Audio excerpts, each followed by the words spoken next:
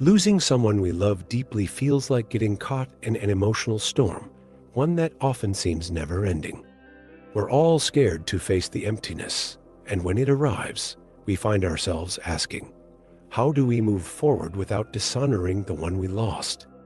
Sadhguru offers teachings that challenge our usual beliefs, giving us a perspective that can truly transform how we handle loss. Maybe, just maybe, the answer isn't about forgetting, but about learning to remember with a hint of joy. In this video, you'll uncover practical and profound ways to deal with grief, turning pain into a tribute of love. Get ready to dive into concepts that might seem surprising, even counterintuitive, but that have the power to change how you experience mourning. It's not about minimizing your pain. It's about finding a path where your memories become your greatest source of strength. Intrigued? Stick around in the video and see how you can apply these life-changing ideas to your own journey. Imagine the shock of hearing news you never wanted to hear, the loss of a loved one, with life shattering in slow motion. When Sadhguru speaks about this, he acknowledges that this kind of grief isn't something you can just sidestep. He points out that the pain of sudden loss, like that of a mother, is not only mental but physical, almost as if the ground has been ripped out from under you. For instance, when someone tries to return to their daily routine, they realize even the simplest moments are soaked in the absence of that person. Grief is complicated, and it's normal for your mind to get stuck in a loop of what ifs and why now. Sadhguru encourages us to welcome those emotions without trying to rush the healing process. It's not about stuffing down the pain, but letting the sadness fade naturally over time. Picture yourself going back to a place you used to visit with your mom, not to cause more hurt, but to honor the love that still lives inside you. If that means taking a moment to just feel, so be it. Healing is anything but a straight line. However, this conversation also opens a door to something deeper: how our pain reflects the huge role the person played in our lives. In the case of a mother, the bond is one of a kind, rooted in our personal history. But Sadhguru's lesson, without rushing for answers, is that our very existence comes from a cycle of loss and rebirth. And with that, we start to see just how invaluable a mother's presence is, something that can become a guiding light, even in her absence.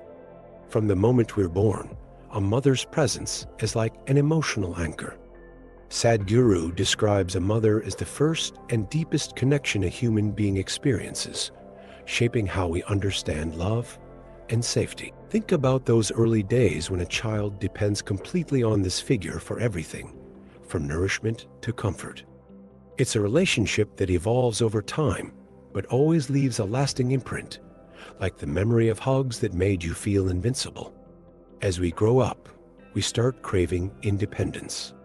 It's a natural part of life, but even as we make that transition, a mother's influence never really fades away. It shifts from being our caretaker to becoming a kind of safe harbor we always want to return to. Picture a teenager arguing with their mom, only to realize years later that her advice was actually golden. That bond is deep, and even when we're determined to be self-sufficient, a mother's presence continues to shape us. But when a mother is no longer there, it feels like there's this huge, unfillable void. Sadhguru encourages us not to forget the immense value of that connection, even in her absence. Instead of endlessly mourning what's gone, he suggests transforming those memories into inspiration for our own lives. How? Well, what if you honored your mom by living according to the values she taught you, like kindness, courage, or compassion?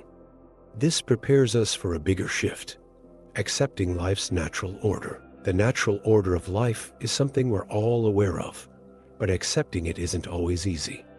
Sadhguru talks about it with a straightforwardness that can be unsettling. It's natural for parents to leave before their kids, even if the idea is painful. It's just part of the cycle of existence. Think about someone trying to resist that truth, as if they could somehow change nature's rules. But deep down, accepting this order is what helps us find peace. Once our minds open to that understanding, the pain can start to soften. Accepting life's natural flow doesn't make the pain vanish, but it does give it a space where it can be processed. Sadhguru uses this concept to remind us that, no matter what we do, life has a sequence that we have to honor. It's like planting seeds, knowing that some will bloom and others will have their time to fade. Fighting against this order is like trying to stop the sunrise. But there's a sense of calm that comes from understanding that life is a constant cycle of giving and taking, with moments that have to come to an end. This sets the stage for thinking about our own personal growth. When we're stuck in loss and holding on too tightly, it's like trying to grip something that's slipping away anyway. Sadhguru encourages us to let life's phases run their course. Instead of carrying the weight that holds us back, we can learn to move through these transitions with a bit more acceptance. And that opens the door to an even more philosophical perspective, one that gently challenges our attachment to past relationships with a kind of thought-provoking wisdom. Sadhguru's approach to life and death isn't filled with sentimentality. He adds a touch of humor to handle situations that would otherwise feel overwhelming. He talks about the impact of clinging to past relationships, comparing it to carrying around unnecessary baggage. Picture someone who can't let go of an old gift, thinking it would dishonor the memory of the person who's gone. Sadhguru invites us to look at these moments lightly. After all, why not smile at the memories instead of only crying? Every stage of life is like a chapter in a book that eventually needs to be turned. If we hold on too tightly to what's behind us, we miss out on writing the new pages. A practical example is someone hesitant to start a new relationship because they're afraid of betraying the memory of a past love. Sadhguru suggests that this is like holding back your own growth. Imagine the freedom of making room for new experiences, guilt-free.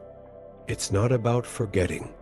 It's about giving memories a place of honor while still letting yourself live. It's a way to keep reinventing yourself, recognizing that life keeps moving forward whether you're ready or not. Deep down, there's wisdom in the idea that every goodbye can also be a chance for transformation. Sure, it's easier said than done, but practicing the art of letting go can actually be freeing. And from there, Sadhguru invites us to think about how we can use our memories in a positive way, paving the way for a deeper understanding of what it truly means to value someone. Sadhguru wraps up his reflection with a lesson that sounds simple, but holds incredible depth. The memories of a loved one should be a source of joy, not endless suffering. He suggests that we can turn grief into celebration, as an ongoing tribute to what that person brought into our lives. Think about the difference between keeping a painful memory locked away in a box in the back of your closet and proudly displaying it in your living room. One weighs you down, the other brightens your space. It's a choice that shapes how we carry our past. Turning memories into inspiration means using them to fuel your life. Picture someone who, in honor of their music-loving father, decides to learn how to play an instrument. Sadhguru believes that taking action like this allows us to actively honor those we've lost, not just passively remember them. It's as if that person's presence continues to positively influence our decisions. He doesn't say it's easy, but it's a powerful way to keep grief from holding us back. After all, living well is the greatest tribute we can pay. This perspective invites us to rewrite the story of grief, turning each memory into fuel for growth. Instead of being defined by pain, we can be defined by the love that still beats in our hearts.